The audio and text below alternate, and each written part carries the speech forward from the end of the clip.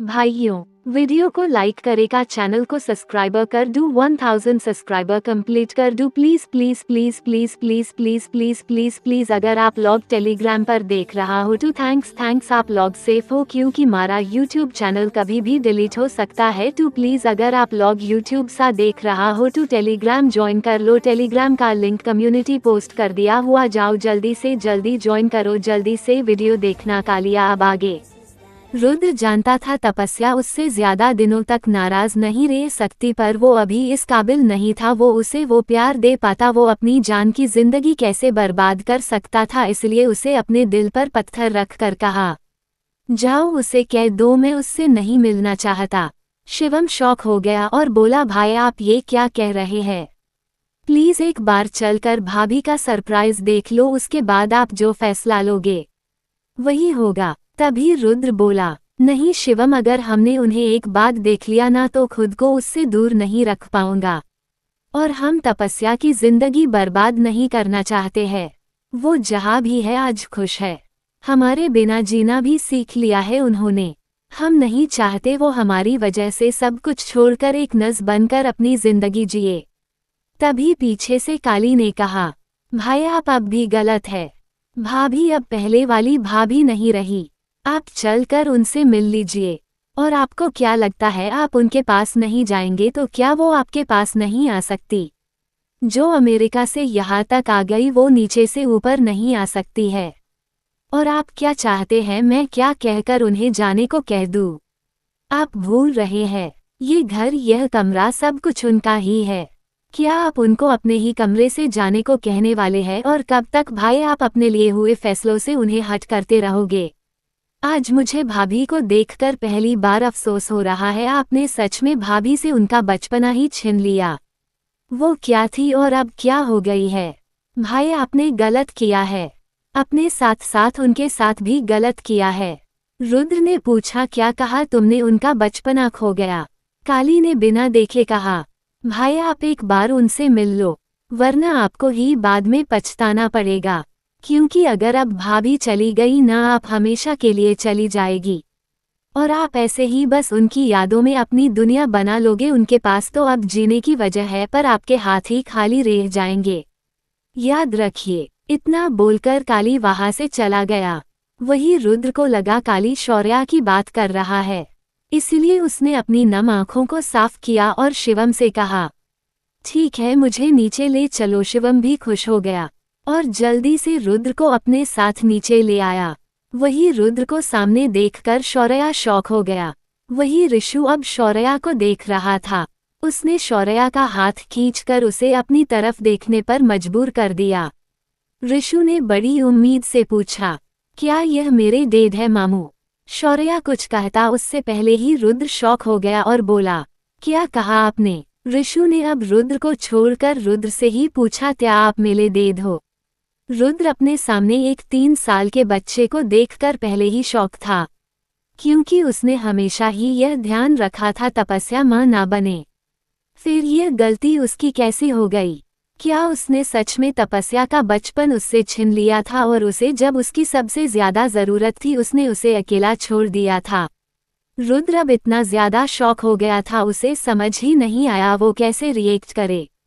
तभी तपस्या की कड़क और ठंडी आवाज सबके कानों में आई, ऋषु आप चुपचाप अपने मामू के पास आकर बैठो, मम्मा को पापा से कुछ बात करनी है। ऋषु ने नम आंखों से कहा, मम्मा प्लीज एक बाल दे दीजिए, मिलने दो ना। तपस्या ने घूर कर उसे देखा। ऋषु की आंखों में आंसू आ गए, पर वो अपनी मां को जानता था, वो नहीं मानेगी। वही जब रुद्र ने ऋषु की आंखों में आंसू देखे तो बेचैन हो गया। उसने तपस्या से कहा, बच्चा वो हमसे बात ही करना चाहता है तो करने दीजिए ना, हम उसके बाद आराम से बैठकर भी तो बात कर सकते हैं ना। इसके लिए बेबी को रुलाना जरूरी तो नहीं, वो अभी बहुत छोटा है।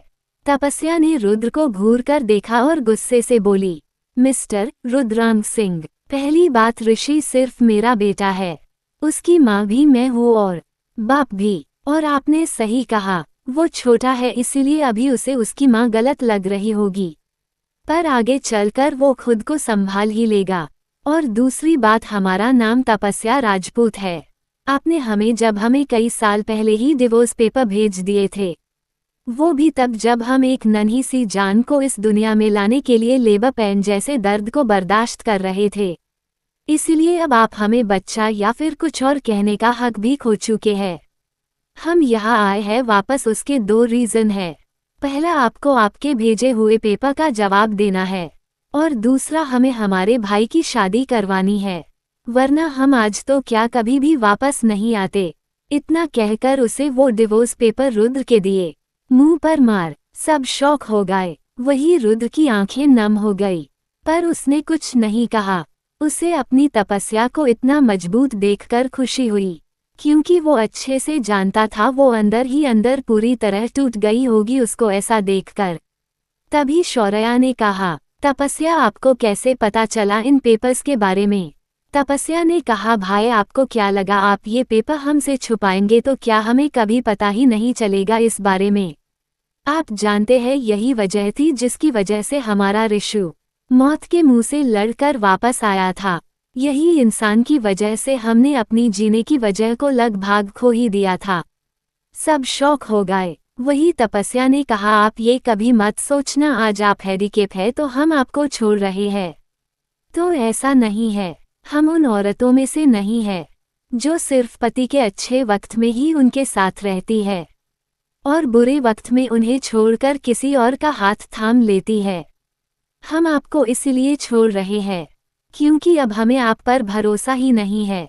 जो इंसान हमें ऐसी हालत में छोड़ दे जब हम खुद किसी नन्ही सी जान को इस दुनिया में लाने वाले थे, तो अब हम आप पर और भरोसा नहीं कर सकते। जिस दिन यहाँ से हम गए थे, यहाँ से सिर्फ हम अकेले नहीं गए थे, हमारा भरोसा, हमारी उम्मीद, हमारा प्यार भी चला गया था।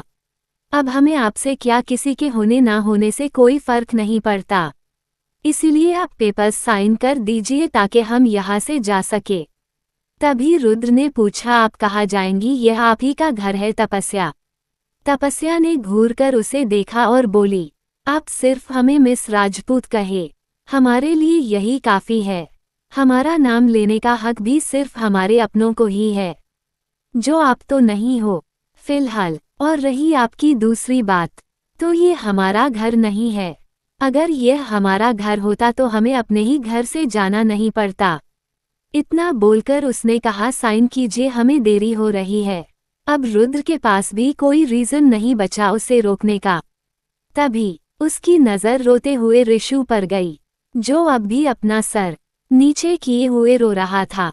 रुद्र से उसके आंसू देखे नहीं जा रहे थे। वही शौर्या को भी ऋषु का रीना बर्दाश्त नहीं हो रहा था। उसने गुस्से से कहा, रुद्र आप साइन नहीं करोगे? रुद्र रुक गया, वो भी यही चाहता था। तपस्या ने घूरकर शौर्या को देखा, वो बोली, आप नहीं मानेंगे ना? तो ठीक है, मैं और ऋषु आज ही वापस जा रहे हैं, रहिए आप अपने बहनोई के साथ। शौर्या ने आगे आकर अपनी बहन से कहा, गुड़िया हमने बचपन में ही अपने माँ बाप को खो दिया था, तू जानती है हम दोनों ही उन्हें कितना याद करते हैं। फिर तू क्यों ऋषु का दर्द नहीं समझ रही है? अगर रुद्र ने साइन कर दिए तो ऋषु का परिवार कभी पूरा नहीं होगा। तपस्या ने अपनी आंखें बंद की और ऋषु से पूछा, क्या आपको अपने पापा के पास रहना है? ऋषु ने धीरे से हाँ कहा। तपस्या की आंखों में आज इतना सालों बाद आंसू आ गए और उसने कहा, तो ठीक है ऋषु, हम आपको फोर्स नहीं करेंगे, आप अपने पापा के साथ और मामू के साथ रह सकते हो। इतना बोलकर उसने रुद्र से कहा, आप पेपर साइन कीजिए, हमारे कुछ घंटों में वापसी की फ्लाइट है। सब उसकी बात सुनकर शॉक हो गए। वही दूसरी तरफ शिवानी ने रोते हुए हाँ कहा और बोली, ठीक है अंश, अगर हमें दर्द देने से ही आपको सुकून मिलेगा तो ठीक है, दे दीजिए हमें दर्द, हम आपकी। इतना ही बोल पाए और अपने हाथों से अपने फेस को कवर करके रोने लगी। वही कुछ ही देर में लॉयर भी वहां आ गया। उसने वो पेपर अब अंश को दिए और बाहर जाकर खड़ा हो गया। वही अंश ने एक बार उन पेपर्स को देखा और शिवानी से कहा, लो इन पेपर्स को अच्छी तरह से पढ़ो और साइन कर दो, आज से तुम मेरी मिस्ट्रेस होगी। शिवानी ने अब अपने आंसू भी पोंछ लिए और चुपचाप साइन कर दिए, वो भी बिना पढ़े ही। पर वो अपने गुस्से में ये भी नहीं देख पाई, ऊपर के पेपर के नीचे शादी के पेपर थे और उसने मैरिज पेपर पर ही साइन किए थे। वही अब अंश ने ऊपर के पेज को छोड़कर नीचे शादी के डॉक्यूमेंट पर साइन कर दिया। आज से वो दोनों हस्बैंड वाइफ थे। पर यह बात अभी के लिए शिवानी को नहीं पता था। वही वकील साहब भी वहां आकर बोले, हमें आपकी साथ में एक फोटो भी चाहिए होगी। अंश ने हाँ कहा। उसे शिवानी का हाथ पकड़ा और अपने करीब खींच लिया और उसके शोल्डर पर अपने हाथों को रखकर एक फोटो खींचवा ली और वो लोअर वहां से चला गया। वही अंश और शिवानी की शादी तो हो गई, पर अभी के लिए शिवानी इस बात से अनजान थी। तो दोस्तों, क्या होगा ऋषु और अंश का फैसला, जानने के लिए मेरी कहानी देविल घर जमाई को फॉलो कीजिए। आपकी दोस्त नज़मीन खान के साथ अब आगे। वो अंश था, वो जो शिवानी से बेइंतहा प्यार करता था। वो भले ही उसे दर्द देना चाहता था, उसे सबक सीखना चाहता था, उसे फील करवाना चाहता था जब अपनी मोहब्बत सामने होकर भी अपनी नहीं होती तो क्या होता है। पर वो उसे मिस्ट्रेस बनाकर उसकी उस प्यार की बेइज्जती नहीं कर सकता था। आखिर वो रुद्रांक का भाई था जिसने कभी किसी के साथ गलत नहीं किया था, तो फिर रुद्र कैसे कुछ गलत कर सकता था। उसने तो शिवानी के कहने से पहले ही उसके भाई की सर्जरी करवा दी थी। पर वो सिर्फ अब शिवानी को उस दर्द का एहसास दिलाना चाहता था जो WP महसूस करता था उससे दूर रहकर, और वो शिवानी की जिम्मेदारियों को भी बांटना चाहता था जो उन नाजुक कंधों पर आन पड़ी थी, जिसका बोझ वो शायद अकेले नहीं उठा सकती थी। वो उसका पति बनकर उसके हर फैसले में उसका साथ देना चाहता था जो बिना शादी के मुमकिन ही नहीं था।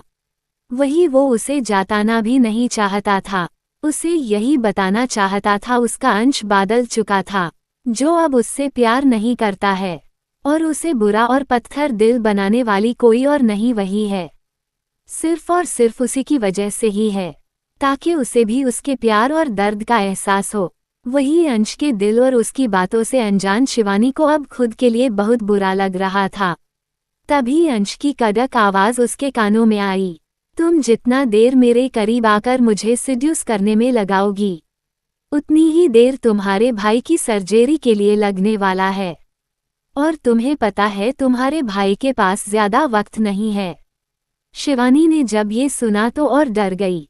उसने बिना सोचे समझे अपने होठों को अंश के होठों पर रख दिया।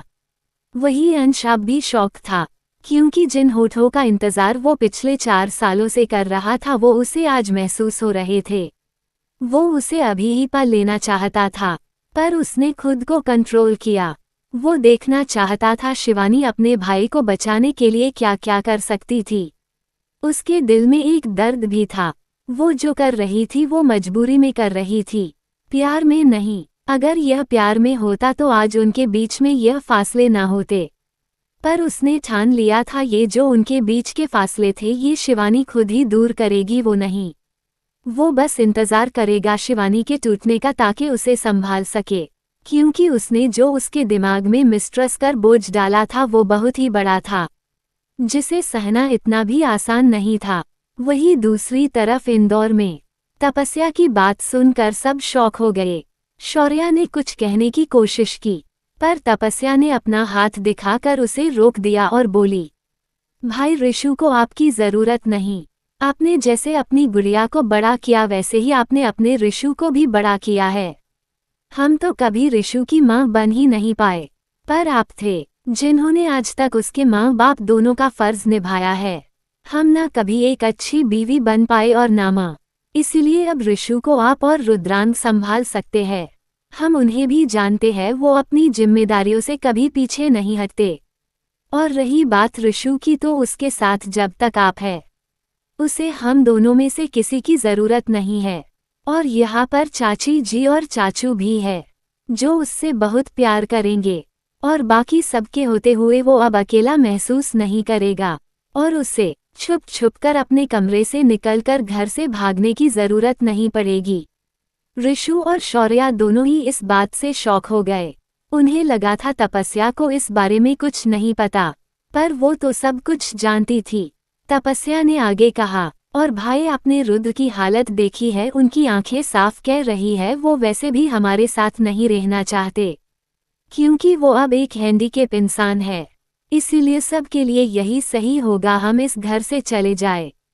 उसकी बात सुनकर अब सब शॉक हो गए। ऋषु और खुद को रोक नहीं पाया। वो दौड़कर उसके पास आ गया और उसके पैरों से लिपट गया और जोर जोर से रोने लगा। तपस्या ने उसे अपनी गोद में उठा लिया और प्यार से उसके दोनों गालों को चूम कर बोली, बेबी रोते नहीं है, आप अभी बड़े हो गए हो, और बड़े बच्चे रोते हैं तो सब उनका मजाक उड़ाते हैं, और कुछ लोग तो उन्हें छोड़ भी देते हैं। इसलिए आप मम्मा को प्रॉमिस करो आप कभी रोगे नहीं। पर ऋषु बस 3 साल का बच्चा था। हाँ, वो अपनी उम्र से थोड़ा समझदार जरूर था, पर इतना बड़ा भी नहीं था कि वो अपनी माँ के बिना रह सके। उसने रोते हुए कहा, ऋषु की मम्मा चाहिए, पापा नहीं चाहिए, ऋषु को मम्मा चाहिए, प्लीज मम्मा ऋषु को मत छोड़ कर जाओ। ऋषु अब कोई जिद नहीं करेगा, आप जो कहोगी ऋषु छब करेगा। प्लीज मम्मा ऋषु को मत छोड़ कर जाओ। तपस्या पर अब फैसला ले चुकी थी और वो किसी की सुनने वाली नहीं थी। उसने रुद्र की तरफ देखकर कहा, मिस्टर रुद्रांग आप हमारा वक्त बर्बाद कर रहे हैं। आप पेपर पर साइन कीजिए, हमारी फ्लाइट है। पर अब रुद्र के हाथ कांप रहे थे। उसे तपस्या को देखकर यकीन हो गया था अगर अब वो चली गई तो कभी नहीं लौटेगी। वो हमेशा से उसे एक मजबूत औरत बनते हुए देखना चाहता था, पर आज खुद से दूर होने का डर और अपने बेटे के आंसू उसे कमजोर बना रहे थे। आज पहली बार वो अपने बेटे से मिला था। उसे अपने सीने से लगाए बिना वो कैसे उसे खुद से दूर जाने देता। तभी तपस्या की आवाज उसके कानों में आई। तपस्या ने गुस्से से कहा, कहीं आपको ये डर तो नहीं कि हम किसी और का बच्चा आपको दे रहे हैं? क्योंकि आपने तो हमेशा ही हमें एंटी प्रेगनेंसी पिल्स दी थी। रुद्र के दिमाग में यह सवाल आया तो था, पर वो कहीं से भी शक नहीं था, क्योंकि रुद्र तो सपने में भी अपनी जान पर शक नहीं कर सकता था।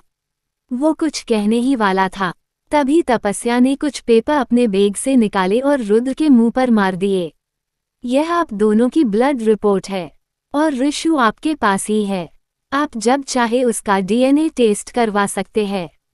हमें किसी चीज का भी डर नहीं है, और जब आपको यकीन हो जाए यह आपका ही बेटा है तो इसे अपना लेना, वरना भाई को सौंप देना, वो उसे खुशी खुशी पाल लेंगे। अब हमारा वक्त बर्बाद मत कीजिए और साइन कीजिए। रुद्र ने कहा, तपस्या हमने कभी आप पर शक नहीं किया और हमें किसी सबूत की जरूरत नहीं है। हम आपको अच्छे से जानते हैं बच्चा, हमें किसी भी सबूत की या गवाह की जरूरत। उसकी बात बीच में ही काटकर तपस्या ने कहा, जरूरत है आपको भले ही ना हो पर बाकियों के लिए होगी। और हाँ, हम आपको बता दे, जब हम भाभी की वजह से डिप्रेस थे और आपको हमारे रोने से गुस्सा आ रहा था, आपको याद है ना आपने हमारे साथ क्या किया था? और तब आप हमें दावा देना भी भूल गए थे। रुद्र को अब याद आया उसने उस दिन क्या किया था। उसने अपना सर झुका लिया पर कुछ कहा नहीं और उन पेपर को फाड़ दिया और अपने कमरे में चला गया। तभी तपस्या ने पीछे से चिल्ला कर पूछा, मिस्टर रुद्रांग, आपकी इस हरकत को हम क्या समझे? आपकी मर्जी होगी तो आप हमारे साथ रहेंगे और जब दिल भर जाएगा तो हमें अपने ही घर से जाने के लिए कह देंगे। हमें डिवोर्स पेपर पर साइन चाहिए, अभी के अभी। पर रुद्रांग ने कुछ नहीं कहा। वही बाकी सब भी अब बस उन दोनों को ही देख रहे थे। तभी शिवम ने कहा, भाभी आप अभी ही थक कर आई हो, आप कमरे में जाकर फ्रेश हो जाओ। भाई भी वही है, जाकर वही उनसे सवाल भी कर लेना, और आप ऋषु की हमें दे दीजिए, हम उसे फ्रेश होने में हेल्प करेंगे। तभी ऋषु बोला, I am a big boy, I don't need help. Rishu अपना ताम खुद तरता है तम दे। शिवम को अब उसकी बात सुनकर हंसी आ गई। तभी ऋषु ने उसे घूर कर देखा जैसे रुद्र उसे घूरता था। तभी शिवम बोला, आप भी अपने पापा की तरह ही मुझे डरा रहे हो जूनियर रुद्रांग। ये सुनकर वो बहुत खुश हो गया, पर उसने अपनी माँ की तरफ देखा जो उसे ही घूर रही थी। उसने फौरन ही अपनी एक्साइटमेंट को रोक लिया और थोड़ा गुस्से से बोला, आपकी हिम्मत कैसे हुई ऋषु को दुनिया लुडलांग बुलाने थी? शिवम भी उसकी चालाकी समझ गया। वो अपने कान पकड़कर बोला, सॉरी अगर आपको जूनियर रुद्रांत बुलाना पसंद नहीं आया तो। अब से मैं सिर्फ आपको ऋषु ही बुलाऊंगा। अब उसने कुछ नहीं कहा। तभी शिवम ने फिर से कहा, जाइए ना भाभी, फ्रेश हो जाए और आपको क्या खाना है हमें बता दीजिए, हम बना लेंगे। तपस्या ने कहा, हमारा सामान गेस्ट रूम में शिफ्ट कर दो और हमें जो भी खाना है हम खुद बना लेंगे, हमें पकाना आता है। ये सुनकर तो सब शॉक हो गए। इतना बोलकर तपस्या गेस्ट रूम की तरफ बढ़ गई। वही शौर्या भी ऋषु को लेकर अपने कमरे की तरफ बढ़ गया। वही रुद्रांत कमरे में आकर तपस्या की तस्वीर को देखकर बोला, हमें माफ कर दीजिए बच्चा, हमने आपके साथ नहीं गलत किया है, पर हम अब क्या करें, जो हमने किया है उसे कैसे नहीं करे हमें नहीं पता। हम आपको एक सुई लगते हुए भी नहीं देख सकते थे और आज हमने ही आपको दुनिया का सबसे बड़ा गम दे दिया। हमें माफ कर दीजिए तपस्या, हमें माफ कर दीजिए। वो इतना बोलकर वहीं से बस तपस्या को देखता रह गया। पर तपस्या ने कमरे में आकर वकील साहब को फ़ोन करके डिवोर्स पेपर रेडी करने को कहा और फ़ोन कट करके वॉशरूम में चली गई। तो दोस्तों क्या लगता है आपको, क्या तपस्या अपने डेविल को कभी माफ़ कर पाएगी? और क्या उसे कभी भी रुद्र को माफ़ करना भी चाहिए? और क्या होगा शिवानी और अंश की लाइफ में? क्या अंश कभी उसे सच बताएगा? और जल्द ही शुरू होगी हमारी काव्या और सक्षम की लव स्टोरी। जानने के लिए मेरी कहानी डेविल घर जमाई को फॉलो कीजिए आपकी दोस्त नज़मीन खान के साथ। Good bye.